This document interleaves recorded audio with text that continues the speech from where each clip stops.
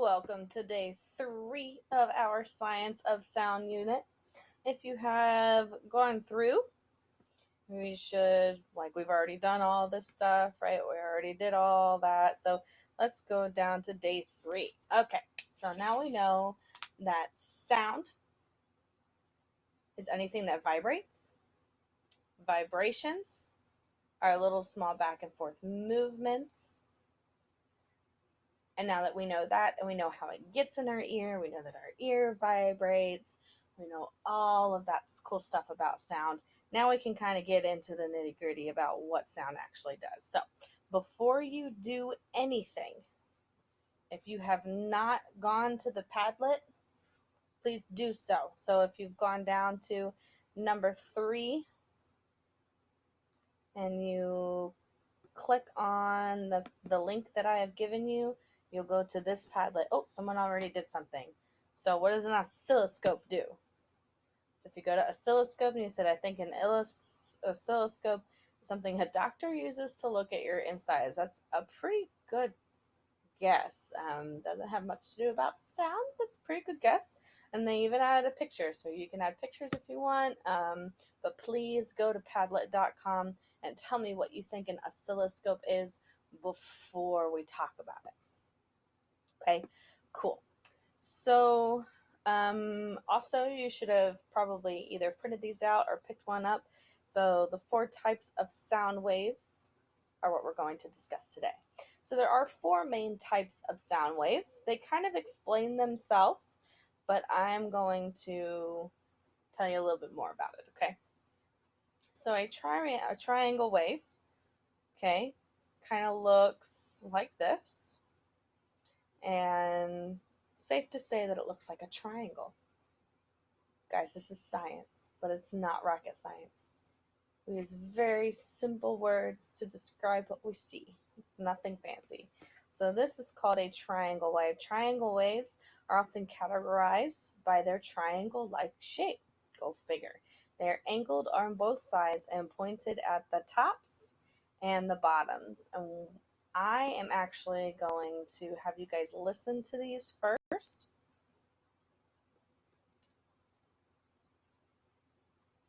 So I just clicked on the link that I'm going to have you guys click on here in a little bit, and I'm going to let you listen to this. So take a listen.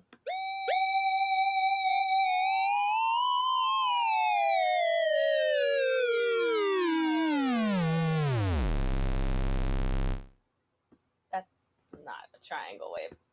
I made a mistake. Here we go. Triangle wave. See, it looks like a triangle as it goes by. It's fun. Okay. Next, we'll discuss the square wave, which is the one we kind of listened to already. Square wave, categorized by a square-like shape. It is a square. Then we make another square. Rectangles, kind of, if you want to think about it, but with that line through, they're pretty much all squares. Okay, they're straight on each sides and flat tops and bottoms. It kind of gives it that almost alien type sound. So that's what a square wave sounds like. Then we have a sawtooth wave. A sawtooth wave, if you look at it, kind of looks like the saws on a chainsaw. So it has one angled side, a straight side with pointed tops and bottoms, okay? This one is used a lot in like horror movies and stuff like that. So take a listen.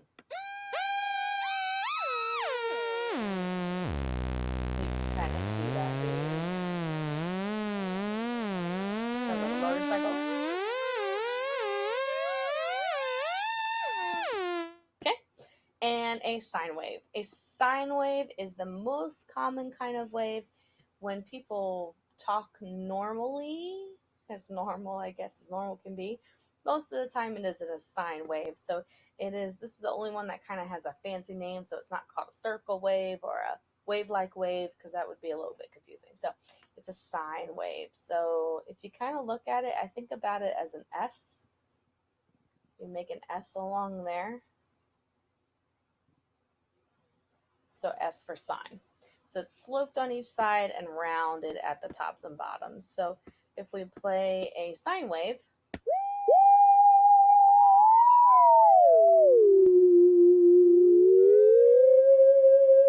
more smooth, kind of has a more even tone to it. Okay, more even tone. Awesome. So those are the 4 different kinds of waves. If I were you, I'd print this one out, I'd keep it with me, and I would have it because you're going to be doing this quite a bit, talking about these different kinds of waves in your little Quizlet that you'll take today. Okay, so I would have this on hand and I would think about that. Okay. The next thing that I want to talk about, so now that we know what sound is, how it works, how it gets in our ear, and how we hear, and what they look like, okay? Now I'm going to tell you what an oscilloscope is. So an oscilloscope actually lets us see these different waves. So if we're talking and we are talking into an oscilloscope is going to give us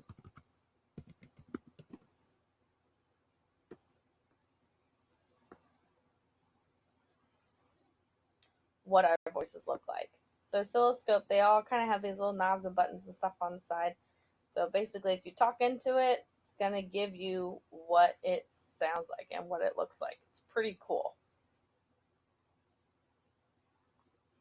So how do we read an oscilloscope? Well, one main thing we need to read with an oscilloscope is frequency. Okay, so there you'll have the other, if you haven't done it, like I said yet, so the frequency document, you might want to get that out so we can have a look-see at it. Okay, so frequency.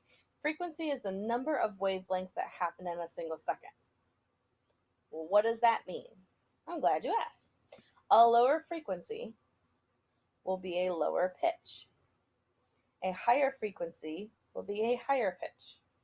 So if you look over here, this wave has only one vibration in that length of time. This one has 1, 2, 3 vibrations. So this technically should be higher sounding than this one. Frequency can clearly, even teachers make mistakes. Frequency can clearly be seen in the game sound waves that you played on your Chrome Music Lab. Okay, so let's go to our Chrome Music Lab experience. Let's kind of look at these sound waves.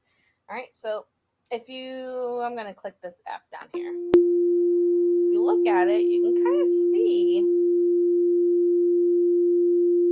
how it waves.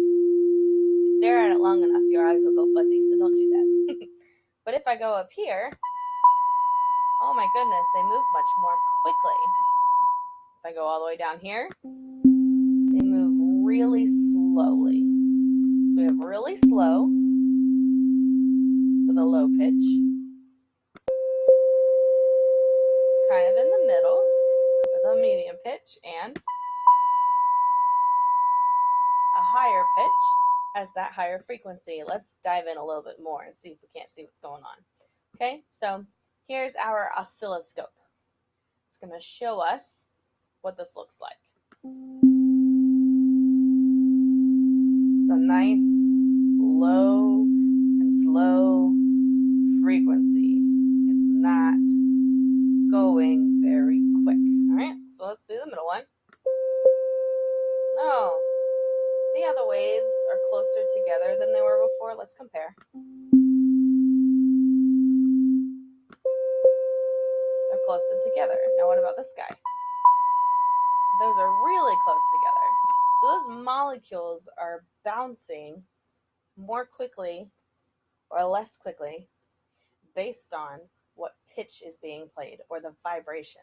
Okay, so the vibration tells us which note we're actually playing.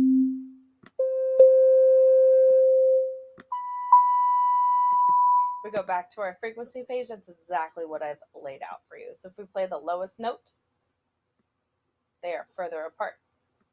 If we play the highest note, they're closer together. Note the differences. The low note on the left only has one wave from here to here. The one on the right has 4 waves. 1, 2, 3, 4. That is all the difference. All the difference. So it makes it a higher pitch, which makes a completely different note. And that's how music works. We don't just play the same note. How boring it would be if a song went like this.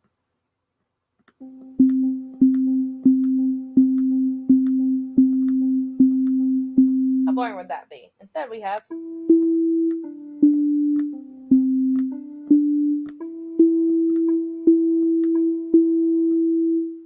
There you had a little lamb. So those different pitches, they vibrate at different frequencies, makes us make much prettier music. So I hope you've done those 2 things, okay? Now it tells you to do to think about it. So if you go into your classwork section, we go down to day 3, there is a Quizlet that I need you to do and a think about it. Think about it will be the same kind of think about it that you did on Flipgrid yesterday, okay? So go to the think about it.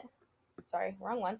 Go to the think about it, type that code in, do that assignment, and go to Quizlet and use the keywords that we talked about yesterday and today. So if you have those notes, it should be fairly easy for you to get through. I will see you